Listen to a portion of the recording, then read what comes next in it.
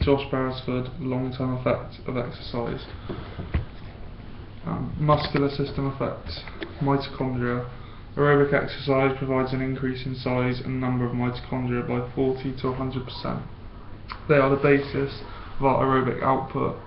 More mitochondria in the energy systems means we will have more energy. Muscle fibers. Aerobic exercise can cause our muscle fibers structures to change. Slow twitch fibers undergo hypertrophy. This means they increase in size. This is because aerobic exercise puts stress on the slow twitch fibers. More slow twitch fibers means aerobic energy production is easier. Myoglobin. This is the substance in the muscles that take oxygen to the mitochondria.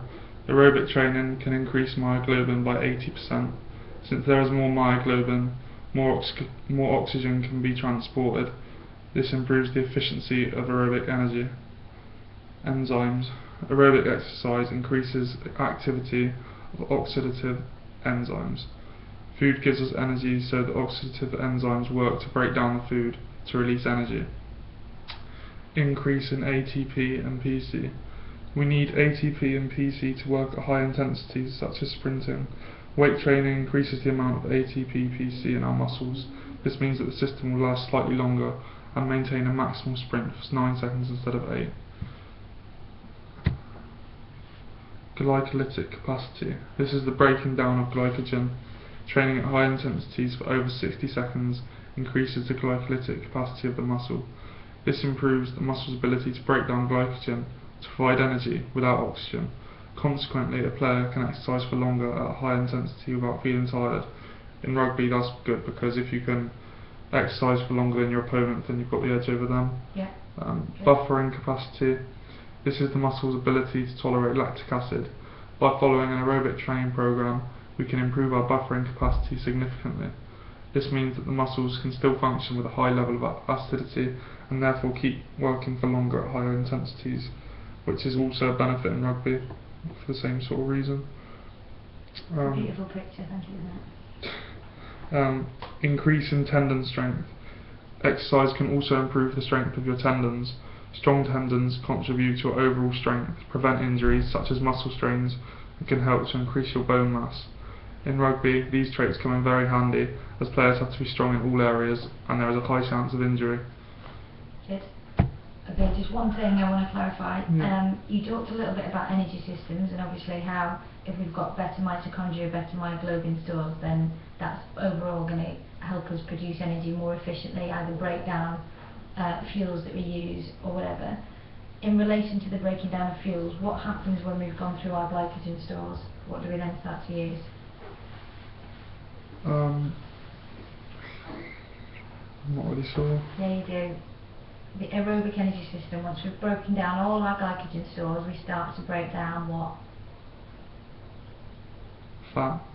Okay, so if we're training at a lower intensity for longer, we're breaking down our fats. How is that going to be how is that going to help us in rugby training?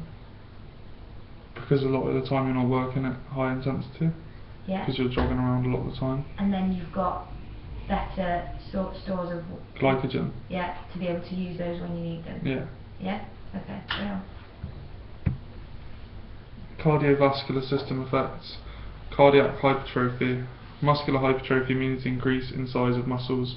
So when we talk about cardiac hypertrophy, we mean the increase in size of the cardiac muscle, which is the heart. Since it takes a long time for cardiac hypertrophy to occur, it is classed as a long-term effect. Hypertrophy occurs when the thickness of the myocardium increases. An increased level of stress can lead to hypertrophy. Stroke volume. Stroke volume is the volume of blood pumped from one ventricle of the heart with each beat. It is measured in millilitres per beat. During physical activity, stroke volume can increase by 60 to 110 millilitres, depending on the intensity of the exercise. The stroke volume of someone who has been training will be higher than someone who hasn't. Higher stroke volume also leads to a higher cardiac output. Capillarization. This is a muscle growing process where the number of blood vessels surrounding a muscle fibre increases. It is a result of performing high reps during your workout as well as aerobic exercise. Capillarization can be beneficial as it helps with the recovery process of the muscles, as more blood can flow to the muscles, meaning the muscles receive more oxygen and nutrients. Increased blood volume. Blood volume is the amount of blood circulating in the body. Endurance exercises over time increase your blood volume. These exercises include sports such as cycling, swimming and jogging. Blood volume adaptations start after a single bout of exercise and amplify within weeks of training. An increased blood volume enhances your performance and cardiovascular fitness. Increased aerobic fitness. This is the body's ability to supply enough oxygen to the muscular tissues to withstand long periods of repetitive exercises. To improve your aerobic fitness, you may do things like go for a run or a swim. Doing this 3 to 4 times a week for about an hour will increase your aerobic fitness and will help the rugby players maintain a high intensity throughout the whole 80 minutes of a match. Creating a training program can be beneficial as it helps you to stick to your plan and reach your goals. Alongside this, sticking to a good diet will also improve your aerobic fitness. After doing this for several weeks, your heart will become used to pumping more blood faster around the body to working muscles. Reduction in blood pressure. This is the pressure exerted by the blood against the walls of the blood vessels, especially the arteries. An average resting blood pressure is between 120/80. However, the fitter you are, the lower your blood pressure, so good athletes, such as rugby players, will often have a lower resting blood pressure than this. Increases to the blood pressure can result in things like strokes. So if you've got a low blood pressure because you train regularly, what does that mean? It means that your heart doesn't have to work as hard to get the blood around your body. Good. And you're less likely to suffer from... like strokes and stuff. Yeah. Decreased recovery time. Heart rate recovery is a measure of how much your heart rate falls straight after exercise within the first minute. If you train regularly, the cardiovascular system can become more adapted to stress it comes under. In a training program, recovery time is particularly important, as this is the time the body adapts to the stress of the exercise and the real effects of training occur. Recovery also allows the body to replenish energy stores and repair damaged tissues. Increased cardiac output. This is the volume of blood being pumped by the heart per minute. It is equal to the stroke volume multiplied by the heart rate. Total volume of blood in the circulatory system of an average person is about 5 litres. If you partake in regular exercise, you'll become fitter and as a result your heart rate will decrease. This is because of an increased stroke volume and cardiac hypertrophy. This essentially means the heart becomes bigger and stronger, allowing it to pump more blood around the body with every beat. So when we train at maximum intensity, we have an increased cardiac output, as the heart can pump more blood when it works hardest. Decrease in resting heart rate. Some trained athletes, like rugby players for example, have a low resting heart rate due to a more efficient circulatory system. These athletes regularly exercise, so they have high stroke volume and cardiac hypertrophy. These factors also help towards a lower resting heart rate. Essentially, fitter people have a lower resting heart rate. This is because as the heart becomes bigger, it takes less effort to pump blood around the body, so the resting heart rate is reduced. Good.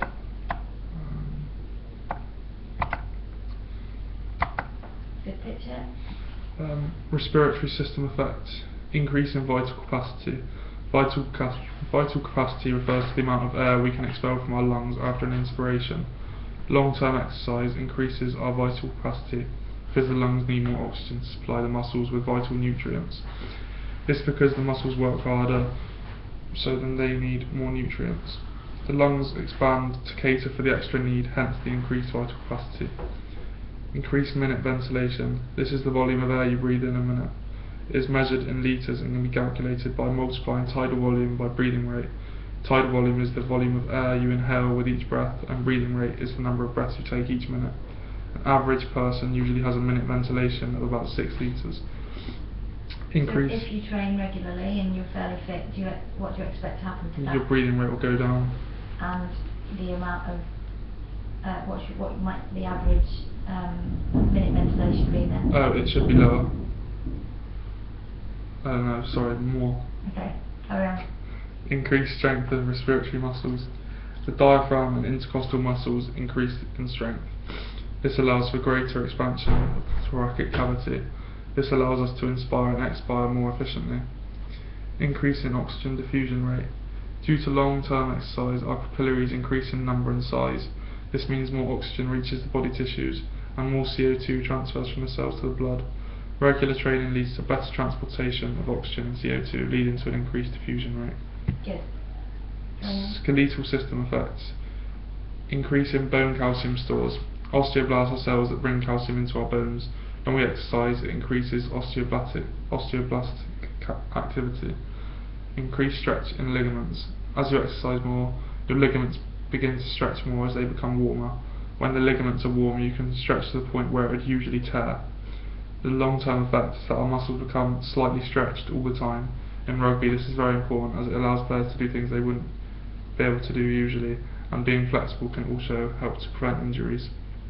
Increased thickness of hyaline cartilage. This is the cartilage that covers the ends of our bones and protects them.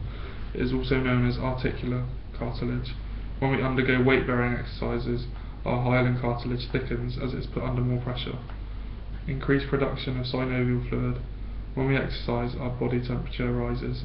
This leads to our synovial fluid changing from a thick gel into a viscous liquid, allowing our joints to move more freely. This is because the heated synovial fluid reduces friction between the articular cartilages. Good. Energy system effects. Increased aerobic and anaerobic enzymes. Due to long-term exercise, we gain more mitochondria and they also increase in size. We also have an increase in the number of enzymes that work inside to increase the production of aerobic exercise. The same happens to the enzymes that help to produce energy within the lactic acid system when glucose is broken down. Increased use of fat as an energy source. During low intensity, our main source of energy comes from fat. When we take part in exercise for a long period of time, our glycogen stores deplete. This causes us to use more fat as fuel increases.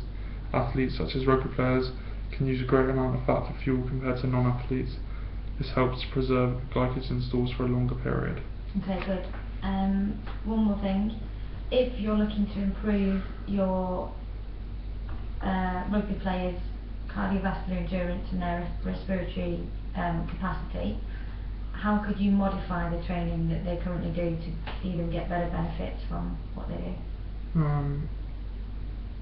Could you do like continuous training? Yeah. Such as like jogging, because then that increases their aerobic capacity. Yeah, good. And what else? How else could you modify the training that they're doing? Say they do a lot of interval work. How could you modify the intervals they're doing to make them work harder? You could reduce the rest period in between in each interval. Yeah. And make them work longer for each period. Good. Okay. How could you change their training if they're starting to get bored with it, or if they've picked up a few injuries? How else could you modify their training so they're still going to keep fit, but they might not be able to do the impact work that the rest of the group can do? They could do stuff like swimming, so it's not weight bearing, or cycling, something like that. Good. And that still has an impact on their cardiovascular fitness. Yeah. Well done, Josh. Alright.